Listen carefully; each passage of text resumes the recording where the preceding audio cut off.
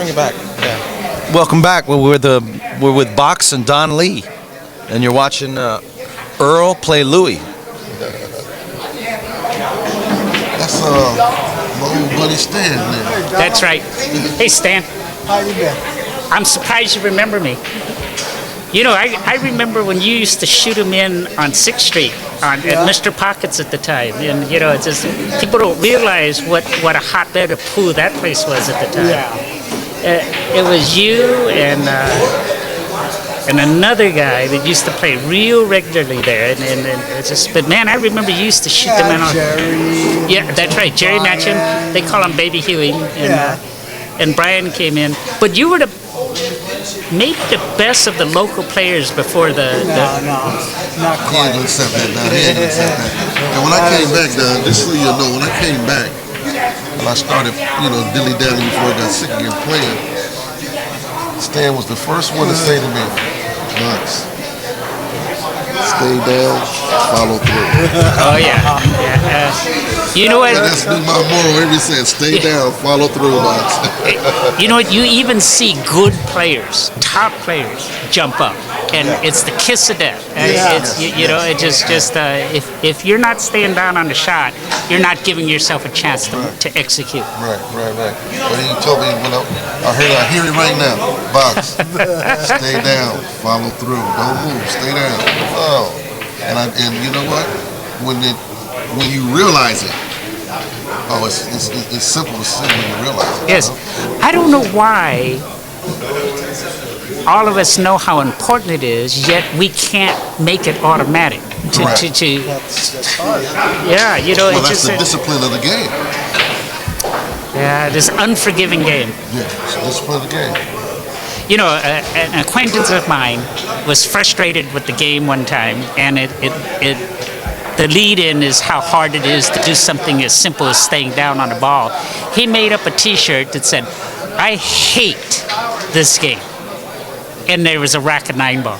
And so, you know, it's because he was so frustrated that he loved to play, but he had to make that shirt because at times he would hate it. You know what, though? See, now, even though I was a youngster coming up, and I remember when you bought that business, I was coming over there I had broke a shaft or something. It's insert. The guy was fixing it for me. I saw you coming between the two buildings. Hey, how you doing? Okay, keep going. You never know how important certain things are. Yes. Until you reach this point, you know? Well, let's give you guys some more background. He's talking about West Coast Billiard Supply. I had an opportunity to buy that business from a guy that, actually, I guess I should give you the whole story. His name was George Hall. He was an Irishman, one of the nicest guys I ever met. Tall guy. Excellent mechanic. He was probably, at the time, the best mechanic here in Southern California. And what that means is that he would give you a good job. He wouldn't take any shortcuts, and he didn't overcharge you, and he showed up when he said he was going to show up. Well, he had to move back to Ireland because his mother called him and said, "Your father has died, and I need your help." And so, you know, again, being such a terrific person, he just packed up. And he had this business to sell, and he couldn't sell it. And we were in the pool room, and he said, "Don, I need to sell my business." And I said, "Well, you know, I don't have any money." He said, "You don't understand. I'm leaving the country next week, and I need to sell my business." And he said, "Why don't you buy it from me?" And I said, "I don't have any money." He said, "Well, you don't have to give me the money up front." He said, "Just give me whatever you can and send me the money in Ireland." He sold me West Coast Billiard Supply for $10,000. Yeah, $10,000. I gave him $3,000 down, and I made payments to him in Ireland. No, that's how I ended up with the business. Did you have some vending cigarette machines? No, that came afterwards. And I should mention that came from another gentleman. He was the owner of the House of Billiards. His name was Ted Rockman. And the House of Billiards, which one of them is now the one on 19th and Wilshire that they talk about, is where they play out of one pocket. Ted Rockman, again, was one of the nicest guys I ever met. And he was buying billiard supplies from me.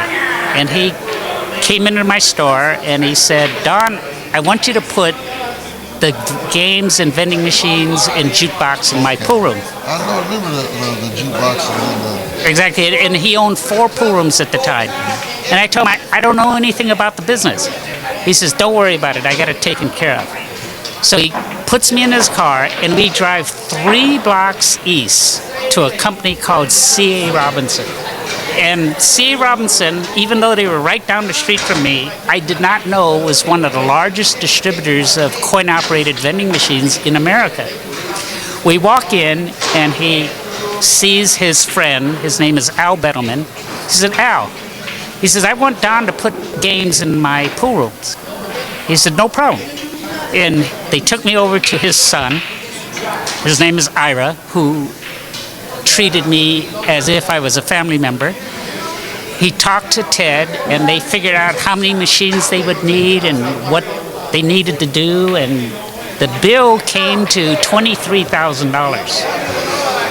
And all I had to do was sign an invoice that I owed C. Robinson $23,000. And I asked him, well, how am I going to pay for this? He said, well, in about a week, you're going to have some money. Just bring me some of it. I didn't have to fill out a credit app. There was no guarantees I had to sign. I literally signed an invoice that said I owed C.A. Robinson $23,000. And it was driving back to my business, I asked Ted, how did you do that? He said, well, my mother takes Al Bettleman's mother to the synagogue every week. So I had the in. In other words, you know, I probably could have walked up with $100,000 in machines had Ted walked me in there. Well, that's what Box is talking about, the vending machines, because that turned into the real business. Not that you can't make any money at pool, but there was a lot more money at the time in video games. But a little bit of history about the name. You're looking at the name West State Billiards all the time. I can tell you they stole half of my name. Because the first real billiard supply in Southern California was West Coast Billiard Supply, and that name became associated so well with the billiard business. West State Billiard Supply opened up in Long Beach, and I forget the name of the fella that died that started it, but again, a real gentleman, just really a nice guy. And let me make another complaint. Another business stole half our name when he opened up Golden West Billiard Supply, who I'm sure all of you have heard of if have looked at pool tables. Golden West makes a very nice pool table, and I think now they're in Oregon. I think they're in Oregon. Wherever they are, look them up because they make a real nice table. You see, I'm glad I got you down here.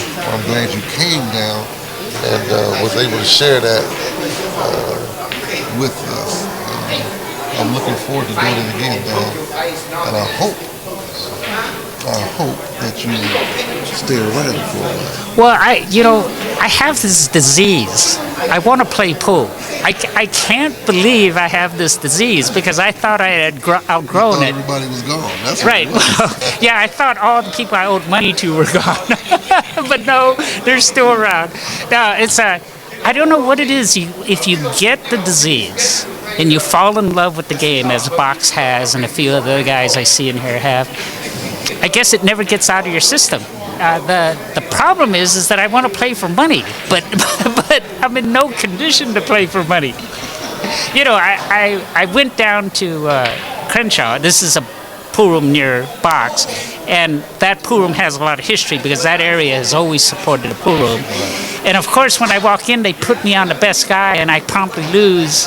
It was only $20 to Aaron, who told me he couldn't make a ball. Well, let me tell you, he lied. Not a pool player. Pool players don't lie. You know, because he ran out almost every rack on me. I think I lost 7-1 or something like that. You know, but I deserved it. For many years, where Aaron lives right now is actually 15 doors from my father's house, and I never knew Aaron lived there. Oh man, you know this guy Aaron we're talking about. Had he wanted to travel and go out and get other action, you know, again he was a possible champion.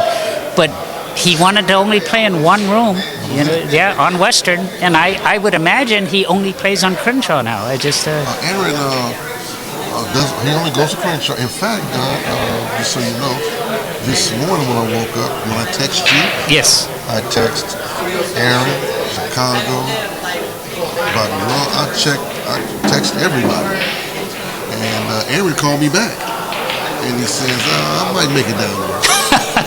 I could have told you that was a lie.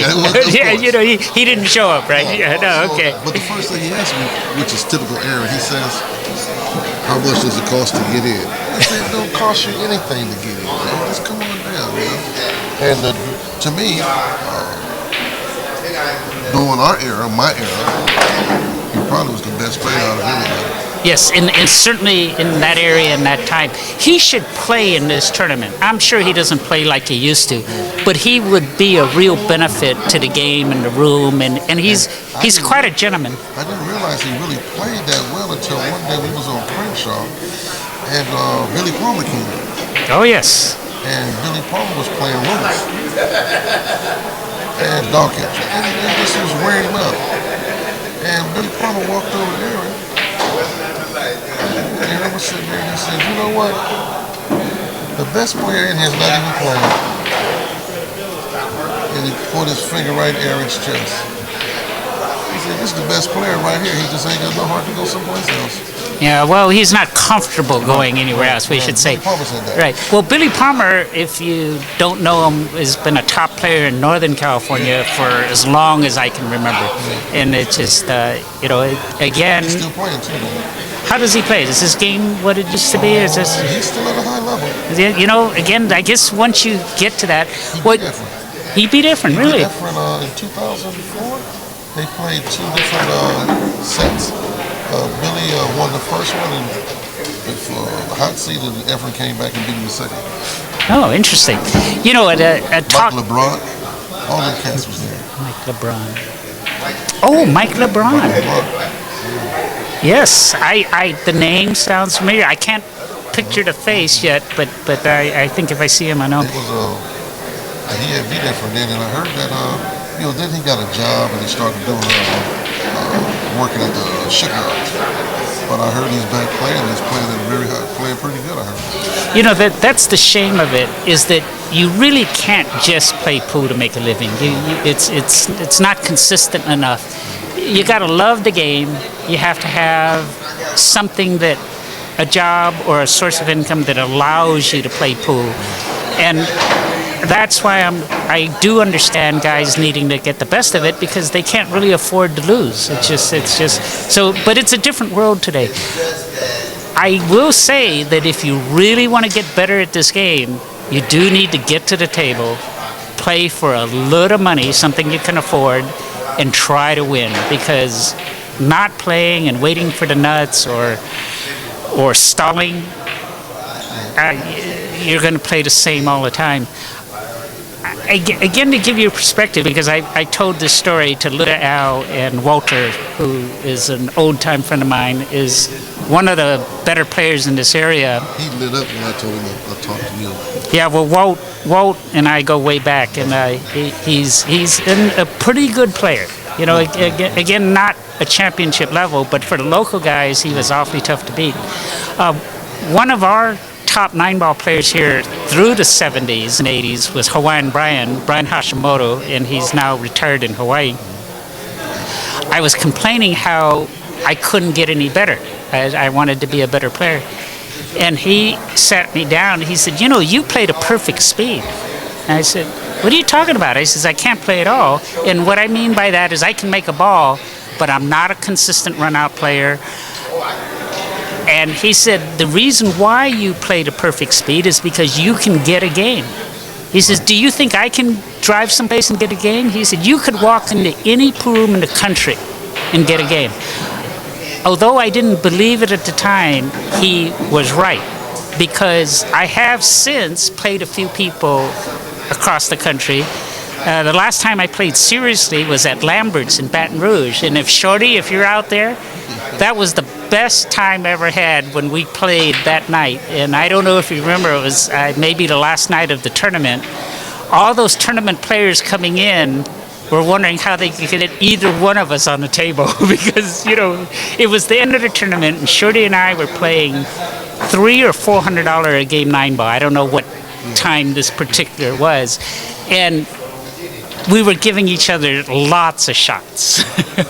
but that's the reason why we were playing each other, is because we both heard we should be playing even, and it just turned out that we were playing pretty high, and all the players that were around the table really would have liked to have gotten us into a game. Well, Don, it was good talking to you. Yes. I'm going to have to break this off right now. Yes, thank you for inviting me. No, Don, it was a pleasure to see you and for you to reach out. I told Daniel, hey, I know him. Give me his number. I know him. I was a kid the last time I saw him. That's what Dan told me. I told him I know you, but thank you for coming by. I hope to see you more now. Yes, I'm going to try. Like I said, I've got the disease. Don't forget, I will text you in another 10 days because we're supposed to be at, if we're not supposed to be, we will be at Golden Q. Oh, there's a tournament out there? At Kenny's place. Yes, Kenny was the best of in our age group, and I went to school with Kenny. Kenny was always beating us, the rest of us. So. Oh, your case? All right, Don. All right. Thanks for coming by. Thank you for listening to our stories. Box. I gave you what I could. Look for it on YouTube. We will see y'all tomorrow.